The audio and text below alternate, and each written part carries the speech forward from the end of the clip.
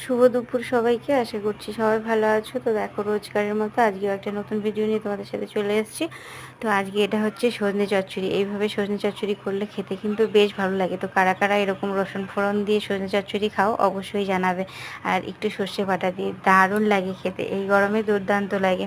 যারা সর্ষে বাটা পছন্দ করো তারা দিতে পারো। যারা পোস্ত পছন্দ করো এর মধ্যে পোস্ত মানে অ্যাডজাস্ট করলেও খুব ভালো লাগবে।